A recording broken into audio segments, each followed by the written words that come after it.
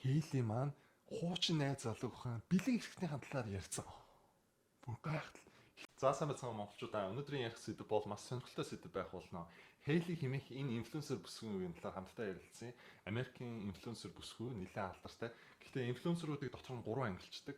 1, 2, 3 дугаар зэрэг. 1-р зэргийн инфлюенсерүүд хэн бэ? Beyoncé, Taylor Swift. Taylor Swift-ийн дагагч нь баг 200 саяас дээш. Энэ бол 1-р зэргийн инфлюенсер гэсэн үг. 2-дугаар зэрэгтээ хэн орох вэ гэх юм бол Хейли хэмээх одоогийн бидний ярих байгаа бүсгүй орж байна. Энэ бүсгүй маань 9 сая дагагчтай. Ямар амар их дагагчтай тийм ээ. 3 дахь буюу доогуур дөнгөж эхэлж байгаа инфлюенсерүүд маань 50 мянгаас 500 мянган дагагчтай бол Америкийн хамгийн доод түвшний инфлюенсер гэдэг. За Хейли хэмээх бүсгүйн талаар товч танилцуулъя. Хейли нь болохоор Америкийн Менстава хотод төрсэн. Өөрхөн мужаа болохоор ингэж хэлдэг. Энэ бол цөөхөн хүн амтаас хөдөөнөөс би бол дээшээ гарч ирсэн шүү гэдэг. Гэхдээ эндхийн хүн ам 5 сая, Монголын хүн амаас илүү хүн амтай газар энэ бүсгүй юугаар алдартай гэх юм бол багасаа модель хийдэг байсан. Миннесотагийн моделийн тэмцээнүүд төрүүлдэг байсан. За хичээл сургуультай маш шамдамтай хичээлээ сайн хийдэг байсан. Хим биологийн бакалавр зэрэгтэй. Энэ бүсгүйг Америкчууд юугаар нь таньдаг вэ? Бүсгүй маань болохоор YouTube дээр маш их видеонууд хийдэг. Видеонуудын онцлог гэх юм бол одоо хүмүүсийн байгаа тийм амьдралын өдөр тутмын хэм маягийг нь илүү тийм харуулах зорилготой мөн контент дээр реакшн хийн өөрийнхөө амьдралынхаа хэм маягийг гаргадаг. YouTube дээр богино бичлэг ихтэй урт бичлэгнээс илүүтэйгээр Хейли нэг зүйл тодруулж хэлэхэд нэлээд гайхалтай. Энэ бүсгүй найз залуугаа бүр байхгүй болтол нь доош нь хийсэн заяо. Гэхдээ энэ бүсгүй бодоод үзтээ энэ бүсгүй анх инфлюенсер гэдэг цолоо яаж авсан бэ? Дөнгөж яг оргонд дагагч нь өсөөл явж исэн л да. Гэхдээ бол хангалттай биш нэг 50-100 мянга орчим дагагчтай байсан. Гэхдээ юу болсон гэж 2015 онд Matt Kelly хэмээх энэ Америкийн алдартай хөл бөмбөгчин залуутай холбогдсноор энэний үзэлт нь маш их өссөн. Жишээ нь хэд энэ залуугийн одоо байран дээр нь бичлэг хийсэн байна л да. Нэг өрөөнд бичлэг хийсэн. Тэр нь бүр 55 сая хүний үзэлт авсан.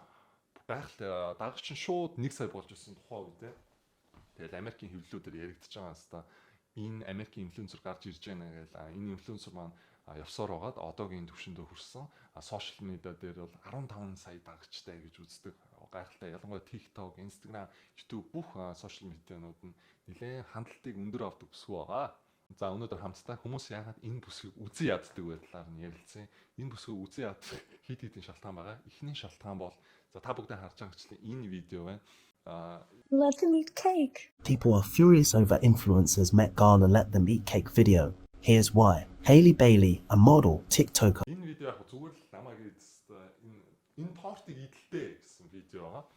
Гэхдээ та бүхэн гайхчихж магадгүй энэ бичлэг хүмүүсийн амар уурыг хүргэсэн заяо. Та бүхэн гайхчихж магадгүй л энэ юутай холбоотой вэ гэхээр 1700 оны үед болохоор Францад хувьсгал гараад тухайн үед болохоор баян ядуу бүр тэнгистэй тулцсан байсан. Ядуу нэлээд ядуу чаас бүр талхны ч мөнгөгүй, талхаач идэж чаддгүй бүр хоолны төлөө гуйж яадаг.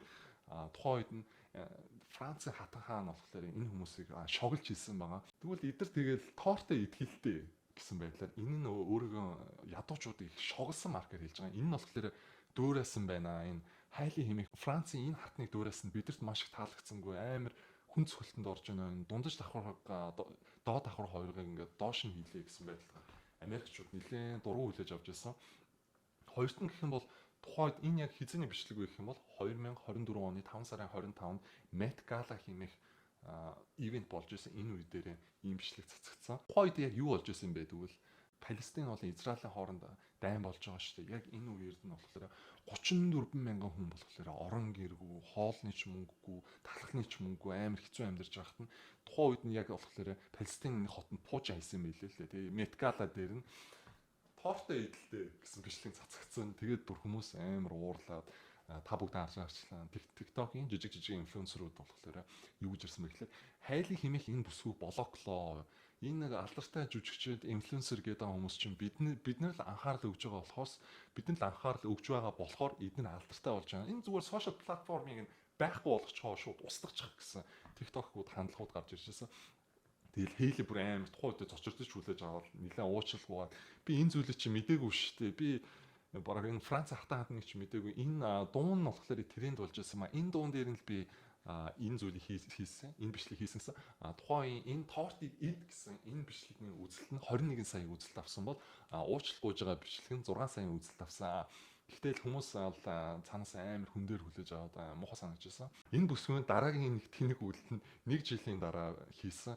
Энэ юу гэсэн хэлээ хандлтыг энэ бичлэгийг болохоор би ингэж хардж байгаа. Хоёр шалтгаанаар л хийсэн зав. Нэгт нь болохоор хандлтыг авах гэж, хоёрт нь болохоор анхаарлын төвд орох гэж, гурав дахь буюу хамгийн том шалтгаан нь энэ метгалагаас болоо хүмүүс нэлээд үзий ядсан байгаа шүү дээ. Тэгэхээр инфлюенсерийн бас нэг боддог зүйл нь одоо хорийг хороор тий би энэ нэг балаа юм хийчих юм бол энэ метгалагийн зүйлийг мартчих байхаа гэсэн шиг энэ зүйл хийсэн. Энэ юу гэсэн бэ гэхээр өөрийгөө үхсэн гэсэн бичлэг тэр цахим орчинд тараасан. Тэгээд тухайд бол хүмүүс бүр гайхаад ямар муухай мэдээвэ. Чиний л видеонууд бичлэгнүүд чинь биднэрт их таалагдчихсан. Миний сэтгэл тоногсон гэсэн хүмүүсийн сэтгэлүүд маш их байсан. Нөгөө талд болохоор ийм зүйлээр тоглох нь лав ерөөсөн тийм онцгүй байна гэд хүмүүс бас нэлээд бухимдчихсан. Гол нь энэ бичлэг хийснээс хойш бас л дагагчдын тоон нэлээд өндөрсөн. За 3 дахь үзэн хатах шалтгаан 3 дахь шалтгаан болохоор бичлэгэн дээрээ миний тэрбумтын найз залуутай гэсэн энэ бичлэг хийсэн та бүгд харж байгаачлаа. Энэ бичлэгнийх нь онцлог зүгээр л өөрийнхөө гоё амьдралын хэм маягийг гаргах гэсэн одоо тийм би нэг лаг илүү шүү гэсэн байдлаар нь харуулж байгаа. Одоо бүр энэ бичлэгийг үзэх юм бол хэрвээ би гэр орноо цэвэрлж айтайхан харагдахгүй бол миний тэрбумтын нөхөр маань 40 сая төгрөгийн тэтгэмжийг маань байхгүй болгоно. Тиймээс би гэрээ хичээж цэвэрлж байна. Гэрээ цэвэрлж байгаа ч гэсэн би өөрийгөө мартахгүй шүү гэлээ. Өөрийгөө лаглаг бодож байгаа. Хүмүүсийн уурсан шалтгаан нь юу вэ? Энэ эмэгтэй худлаа ярьсан байгаа. Ерөөсөн бичлэгэн дээр яг хав миний нөхөр бол гадаадд ажилладаг үе үйл ирдэг гэсэн. Тэгсэн мөртлөө нөхрөө ерөөсөн оруулж харуулахгүй. Яг хав интернетийн гол дүрэн байдаг. Ерөнхийдөө чи баян байж болно тийм үү? Бүгд хүлээн зөвшөөрч байна. Гэхдээ худлаа ярил бид нар амар дургуутж шүү. Үзэгчд болохоор худлаа ярьж байгаа гэж хүлээж авсан. Угаасаа яг тухайн тэрбумтын нөхөртэй гэсэн ямар ч тийм батлах хүчин зүйл одоо факт ерөөсөө юу ч байхгүйсэн. Зүгээр л өөрхөн амьдралын хэм маяг одоо тухайн бичлэгийн л гой харагдуулахын тулд хийсэн. Энэ нь болохоор хүмүүсийн дургуутслыг нэлээд хүргэсэн. За одоо дараа нь одоо бидний ярих хамгийн гол зүйл болж байна.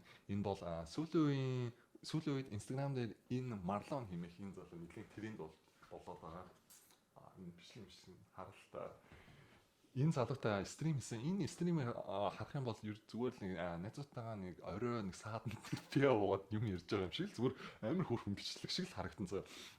Гэхдээ энэ бичлэг нь ямар онцлогтой байсан бэ гэхээр Хейли маань хуучин найз залуухан бэлэг эрхтний хандлаар ярьсан. Бүр гайхал. Эхлээл ингэж асууж байгаа Marlon чи найз залуус хуучин найз залуугаас яагаас алдсан бэ? Ямар нэгэн шалтгаан байгаа юу гэсэн чинь Хейли ингээд бодож байгаа. Эхлээл текст мессеж бичээл харуулт юм. Та бүгд харж байгаа ч Marlon-ы реакшн харж байгаа. Эхлээл бодож байгаа гэснээр хөмсөг өргөж байгаа. Энэ бол ямар нэгэн хууралт байгаагүй. Энэ бол мөнгөний асуудал биш, нэр хүнд биш. Анатомийн асуудал гэдэг. Ямар анатомийн асуудал вэ гэхээр одоо Coca-Cola гэдэг Pepsi-ний лаацтай Coca-Cola байдаг шүү дээ. Хуучин найз залуухан бэлэг эрэхтэн Mark Kelly-ийн бэлэг эрэхтэн хоёр одоо тийм Coca-Cola-ны бэлэг эрэхтэн шиг том гинэ. Магадгүй 3 ч биш магадгүй. Тэгээ секс хийх тоолонд одоо би уйлаад надад хүнд байдаг. Тэрнээс болж би салсан гэсэн. Гэсэн чи энэ бичлэгийг хүмүүс яг ингээд тастаж аваад интернет дээр дүүрэн цаццгаацсан хүмүүс хоорондоо яриад Mark Kelly хуучин найз залуу шүүхэд өгсөн юм байлээ. Одоо миний хувийн зүйлийг одоо бусдад олон нийтийн сүлжээнд ярьсан. Би хуучин найз залуу нь болохоор Америкийн хөл бөмбөгт алдартай хөл бөмбөгч юм байдаг. Тэтгэвртэй гарсан. Би ийм хүсээгүй юм анхаарлыг олж амааргүй байна. Надад хэцүү байна гэдэг 220 сая төгрөгийн нэхэмжил гаргасан юм байлээ. Энэ нь болохоор 2025 оны 11 сард болсон үйл явдал. Энэ үйл явдлаас хойш 2 сарын дараа Хейли нь болохоор ингэж хэлж байсан заяа. Би найз залуугаас салсан гол онцлог нь анатомийн хувьд бэлэг эрэхтэн дэндүү том байсан гэж хэлсэн бол одоо болохоор найз залуугаа юу гэж молж байгаа та бүхэн үзтээ. Let us begin. After about a year of dating, I asked him what my middle name was, and he didn't know. He didn't even have a guess. During the first 6 months that we were dating, he secretly talked to Бүр нэг бүрчлэн детальчж найз залуугаа амар муулж байгаа. Яг нь найз залуу би бүр сонсоод ахна ч гэсэн найз залуу баг үзэн ядчихна. Гэхдээ ямар нэгэн зүйлийг би шийдэхдээ хүний бас хоёр талаас нь сонсох хэрэгтэй гэж боддог. Гэтэл яг Хейлигийн гайхмаар зүйл нь гэх юм бол энэ бүсгүй найз залуугийнхаа ачаар нэлээд олон дагж авчаад бас нэг талаараа найз залууг хутгалж яах гэсэн. найз залуу нь өөрийг нь хүчээр хийлдэг байсан. Би өөрөө сохорцсон байсан учраас би зүгээр хамт байдаг байсан гэж өөрийгөө зөвтгсөн. Найз залуухан хувьд ч гэсэн буруу. Тэгэл найз залуухан уцаар нь дүүрэн өөр хүүхэнтэй секс хийж байгаа бичлэгүүд нь байдаг байсан. Тэгээд над түүнийг нүцэд хэцүү. Одоо баарн дээр миний нүдэн дээр өөр эмгтээтэй сэтгэндэг байсан. Намайг тоодгүйсэн. Хамгийн гол одоо салах болсон шалтгаан мис засалд орсон гэж байгаа. Мис засалд орсон чи би бүр тухайн үед бүр амар уйлал эндометриоз тухайн үед амар уйлал найз залуу хажуудаа байлгах хүсчихсэн боловч найз залуу нь би завгуунаа чадахгүй нэг гэсэн тухайн үед дөнгөж 9 цаг л болж исэн. Юу хийж исэн бэ? Найзуудтайгаа арх ууж исэн гэж ярьсан. Аав ээжтэйгээ танилцуулахад бүтэн нэг виски уучаад оцсон. Энэ бол за иймэрхүү зүйлүүд нь Маткейли бол нэр үнэн бол бас үнэхээр олиггүй л залуу л гэж бодогдож байна. Тэгээд Америк гадаад хүмүүсийн дунд одоо мэдлийн буу одоо тэр дунд нэр гэж байт юм байна. Дунд нэрийг мэддэг юм байлээ. 7 жил үргэлжчээд дунд тэгж найз залуугийн талаар муусан. Тэгээд иймэрхүү зүйл болсон. Одоо яг шүүхэн процесс нь болж байгаа юм байлээ. Хамтдаа юу болох юм бол харцгаая. Миний хувьд ярих юм бол Хейли бол нэлээд хөлмөрч бүсгүй шиг санагдаж байна. Гэхдээ хувийн амьдрал нь нэлээд эдрээтэй. Миний одоо амьдрал дээр баримталж явдаг теорем гэх юм бол ханилж авсан хайнаа бусдад муулж байна гэдэг бас нэг талаараа нэг тийм над бол жоохон онцгой санагддаг. Тэгээ Хейли ч гэсэн энэ хүнтэй 7 жил амьдэрсэн гэдэг чинь мэдээж салж болохгүй шалтгаан байсан болол 7 жил амьдэрсэн байлгүй дээ. Тэгчээр араас нь бас ингэж худлаач яриад байгаа юм яриад байгаа мэдгүй. Гэхдээ бас оргуу үндэсгүй юм ингэж худлаа ярихгүй л бах. Та бүхэн юу гэж бодож байна? Доор комент үлдээгээрэй.